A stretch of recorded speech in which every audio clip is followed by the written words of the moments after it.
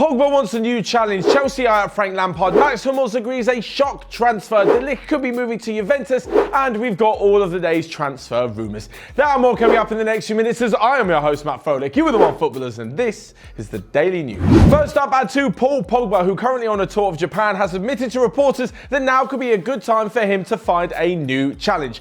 This has obviously driven everyone crazy, and it now leads to the fact that he will be leaving Manchester United in the summer. The Manchester midfielder, who has been in the club for 3 years after rejoining from Juventus, admitted that the time could be for a new challenge, which coincides with the fact that his agent Milan has had his transfer ban overturned, meaning that he can now wheel and deal all of his players around Europe all summer. Where Pogba will actually go, well, it looks like Juventus and Real Madrid are leading the race, but don't rule out the likes of PSG and Barcelona as well. The chance of him making a U-turn or staying at Manchester United are very slim, but crazier things have happened.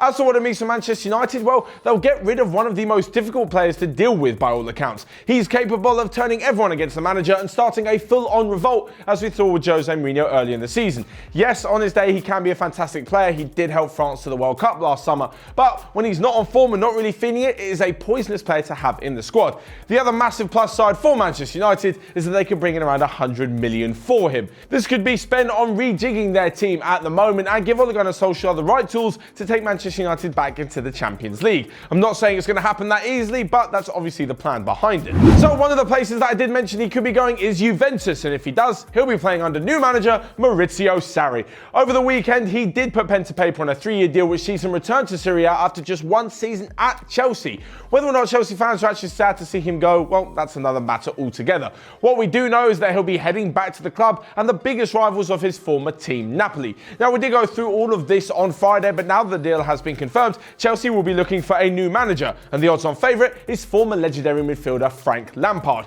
He himself has only had 1 year in full management at Derby County and took them all the way to the playoffs, where eventually they lost out. Does this mean that he's ready for the Chelsea job? I'm not so sure. I really think they could go for a bigger and better signing. That's no disrespect to Frank Lampard. I'm sure he'll be a fantastic coach in the future. But now, what's the rush? And more importantly, if he does go to Chelsea, where he needs time to be given, well, there isn't any time at the moment. Roman Abramovich will probably pull the trigger within the first season, and he'll go down as a legendary player and a bang average manager. For his sake and for all the Chelsea fans that love him, it's probably better that Lampard tries his hand elsewhere, continues to grow, and then comes to take over Chelsea when he's ready.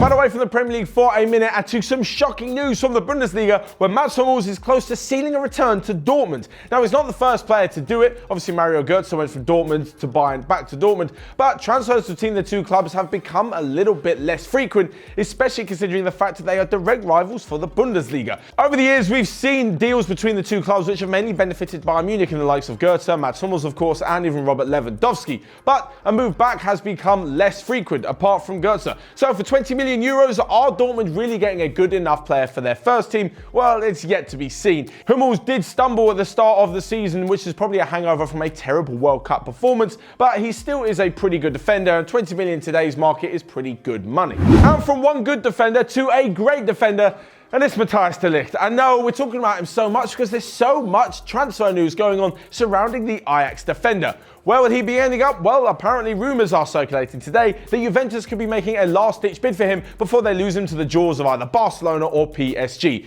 So much so that Pavel Nedved, the sporting director of Juventus, is flying personally to meet with his agent Mino. Yep, his name is popping up again, in Monaco, as he helps to try and persuade him to allow de Ligt to continue his development at the Serie A champions. This would of course mean that they'll have to pay around 80 million to secure his services, but they've probably got the money somewhere stashed in the bank. What it means for the future of the Juventus defenders, well, Chiellini and Bonucci are both reaching an older age, shall we say, and Daniele Rugani hasn't quite fulfilled all of his potential at the moment. They did of course get rid of Mehdi Benatia in the January transfer window as well, so a spot has opened up for de Ligt to be the future centre-back. And lastly but not least, we come to a roundup of all the day's transfer rumours, where Gary Cahill is interested in linking up with former manager Antonio Conte at Inter Milan. West Ham have had a £29 million bid accepted for Celta Vigo forward Maxi Gomez. Manchester United want PSV fullback Denzel Dumfries, who is 23 years old. And lastly but not least, Tanguy Ndombele has admitted that joining Spurs would be a good move for him, and anyone would want to join a big club.